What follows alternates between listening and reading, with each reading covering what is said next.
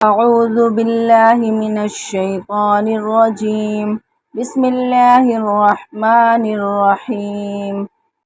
آج کا سبق آیت نمبر 104 سے شروع ہے اور انشاءاللہ آیت نمبر 110 تک ترجمہ و تشریح کے ساتھ سبق ہوگا۔ مذکورہ سبق کا تعلق بھی سابقہ مضامین کی طرح یہود و نصارہ کی شرارتوں سے متعلق ہے، جس میں پہلی آیت کا تعلق ایک خاص واقعے سے متعلق ہے۔ آیت کریمہ کا ترجمہ کرنے سے پہلے واقعے کو سمجھنا ضروری ہے۔ جس طرح پچھلی بہت سی آیتوں میں یہودیوں کی الگ الگ شرارتوں کا ذکر ہوا، اسی طرح مدینہ میں رہنے والے بعض یہودیوں کی یہ بھی ایک شرارت تھی کہ جب وہ حضور اکرم صلی اللہ علیہ وسلم سے ملتے تو آپ سے کہتے تھے راعنا۔ عربی زبان میں اس کے معنی ہوتے ہیں ہماری رعایت فرمائیے، توجہ کیجیے۔ اس لحاظ سے یہ لفظ ٹھیک تھا، اس میں گستاخی کے کوئی معنی تو نہیں ہوتے تھے، لیکن عبرانی زبان میں جو یہودیوں کی مذہبی زبان تھی، اس سے ملتا جلتا ایک لفظ بددعا اور گالی کے طور پر استعمال ہوتا تھا۔ اس طرح کہ اس لفظ کے عین کو ذرا کھینچ کر بولا جائے تو لفظ راعینا بن جاتا تھا، جس کے معنی ہوتے ہمارے چرواہے۔ غرض یہود کی نیت اس کو خراب معنی میں استعمال کرنے کی تھی۔ چونکہ عربی میں بظاہر اس کا مطلب ٹھیک تھا، اس لیے بعض مخلص مسلمانوں نے بھی یہ لفظ بولنا شروع کر دیا اور ان کی شرارت ان کو سمجھ میں نہ آئی۔ یہودی اس بات سے بڑے خوش تھے اور اندر اندر مسلمانوں کا مذاق اڑاتے تھے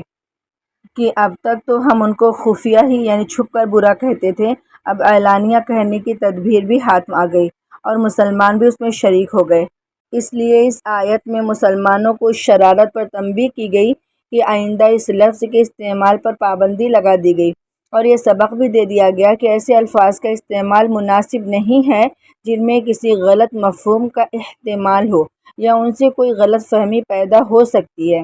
نیز اگلی آیت میں اس سارے عناد کی اصل وجہ بھی بتا دی گئی کہ در حقیقت ان کو یہ حسد ہے کہ اللہ تعالیٰ نے نبوت کی نعمت رسول اکرم صلی اللہ علیہ وسلم کو کیوں عطا فرمائی۔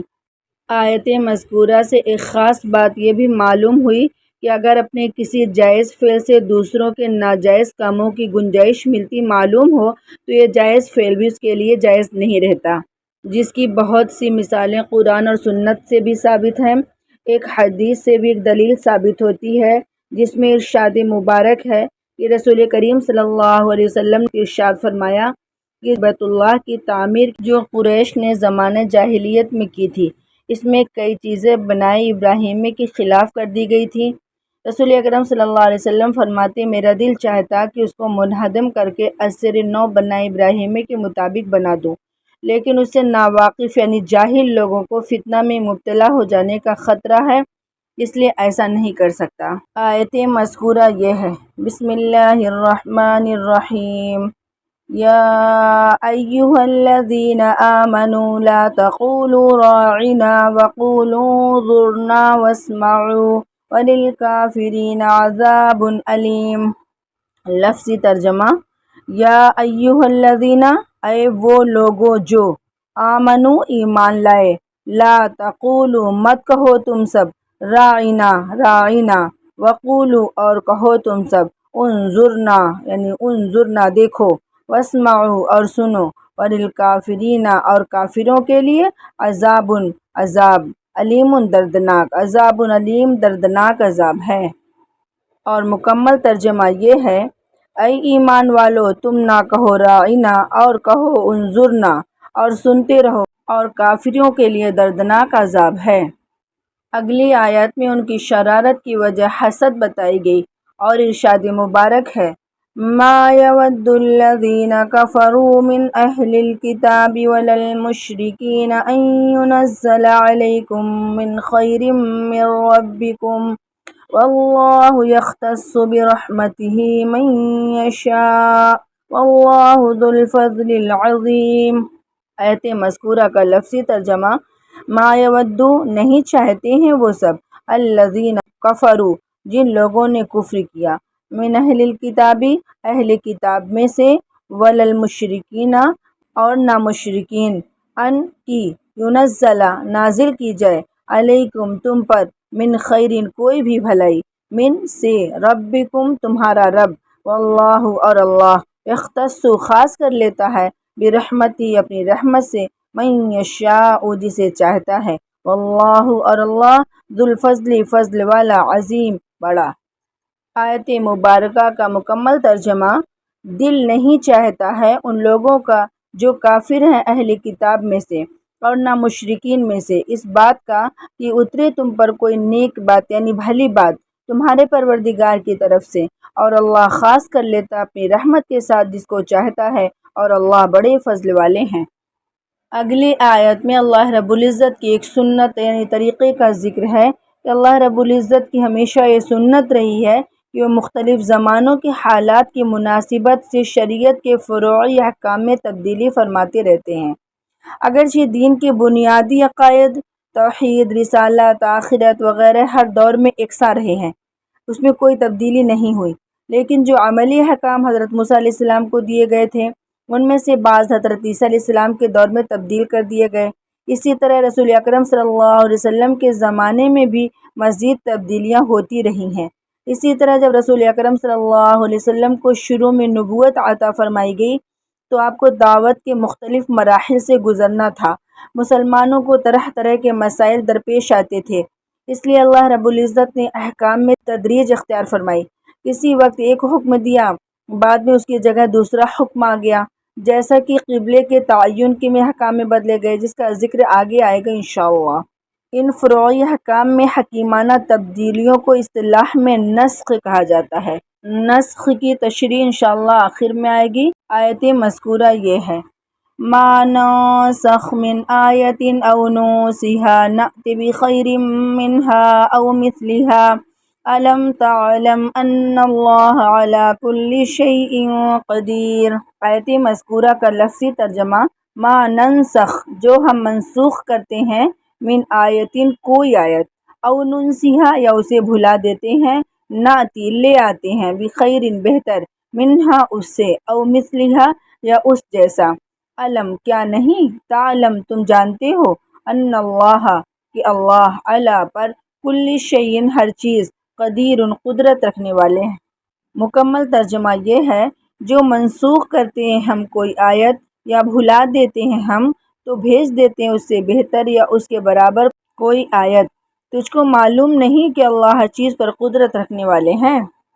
اگلی آیت میں اللہ کی قدرت کا ذکر ہے، ارشاد ہے: الم تعلم ان اللہ لہ ملک السماوات والارض وما لکم من دون اللہ من ولی ولا نصیر۔ اسی ترجمہ: الم تعلم کیا تم نہیں جانتے، ان اللہ کہ بے شک اللہ، لہو اس کے لیے، ملک بادشاہت، سماواتی آسمانوں، والارض اور زمین، وما اور نہیں، لکم تمہارے لیے، من سے، دون اللہ اللہ کے سوا، من کوئی، ولی حامی مددگار، ولا اور نہ، نصیر مددگار۔ مکمل ترجمہ یہ ہے کہ آپ کو معلوم نہیں کہ اللہ ہی کے لیے ہے آسمان اور زمین کی بادشاہت، اور نہیں ہے تمہارے واسطے اللہ کے سوا کوئی حمایتی اور نہ مددگار۔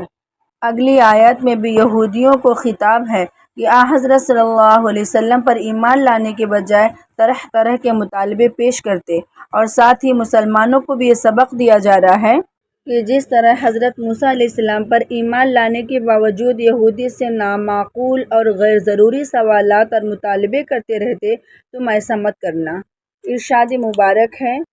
ام تريدون ان تسألوا رسولكم كما سئل موسى من قبل ومن يتبدل الكفر بالإيمان فقد ضل سواء السبيل۔ آیت مذکورہ کا لفظی ترجمہ: ام تریدون کیا تم سب چاہتے ہو، ان تسألوا کہ سوال کرو، رسولکم اپنے رسول سے، کما جیسا کہ، سئیلا سوال کیا گیا، موسیٰ علیہ السلام، من قبل اس سے پہلے، ومن اور جو، یتبدل اختیار کر لے،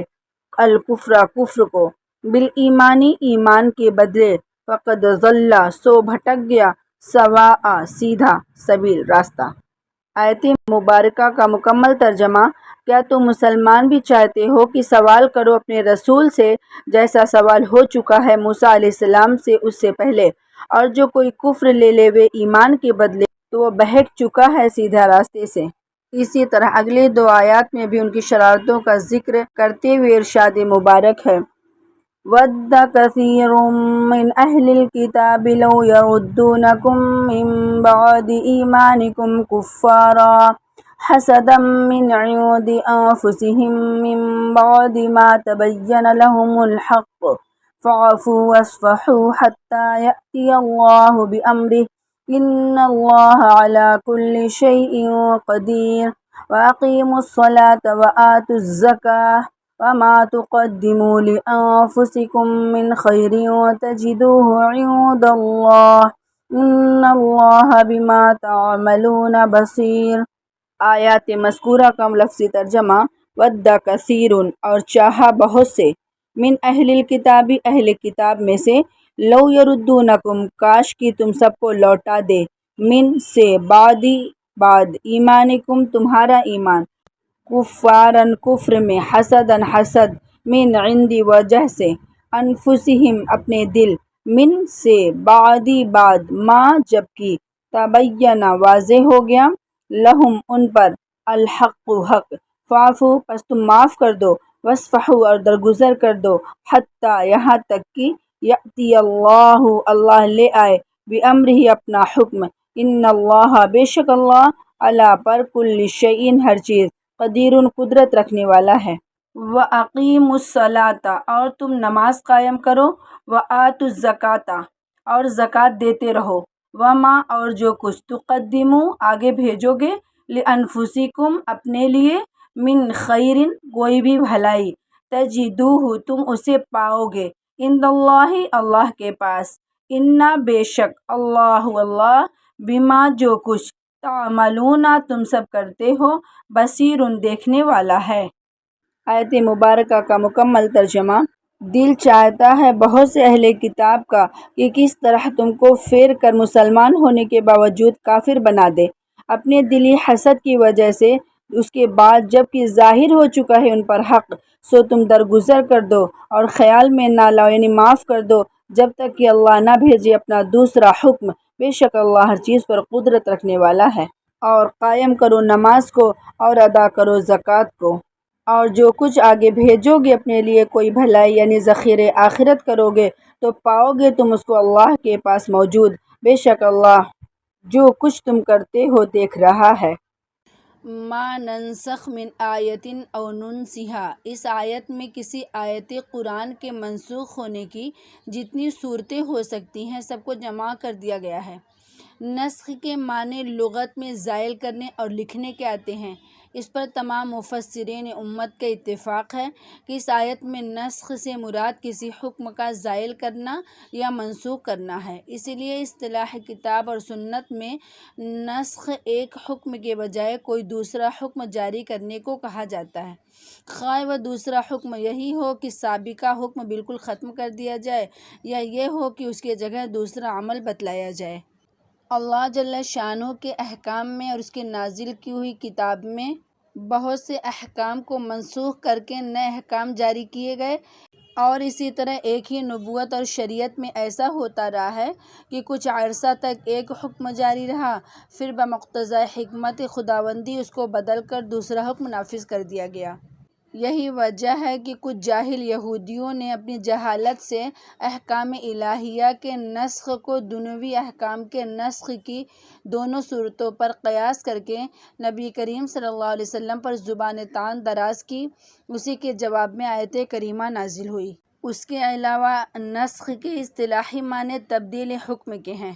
اور یہ تبدیلی جس طرح ایک حکم کو بالکلیہ منسوخ کر کے اس کی جگہ دوسرا حکم لانے میں ہے، جیسے بیت المقدس کے بجائے بیت اللہ کو قبلہ بنا دینا، اسی طرح کسی مطلق یا عام حکم میں کسی قید و شرط کو بڑھا دینا بھی ایک قسم کی تبدیلی ہے۔ اسلامی امت نے نسخ کو اسی عام معنی میں استعمال فرمایا ہے جس میں کسی حکم کی پوری تبدیلی ہوتی ہے۔ اس کے علاوہ او ننسها یہ مشہور قرأت کے مطابق انسا اور نسیان سے ماخوذ ہے، جس کے معنی یہ ہے کہ کبھی نسخ آیت کی صورت بھی ہوتی ہے کہ وہ آیت رسول کریم صلی اللہ علیہ وسلم اور تمام صحابہ کرام رضی اللہ عنہم کے ذہنوں سے بالکل بھلا دی جاتی ہے، جس کا مقصد یہ ہوتا ہے کہ آئندہ اس پر عمل کرنا مقصود نہیں ہے۔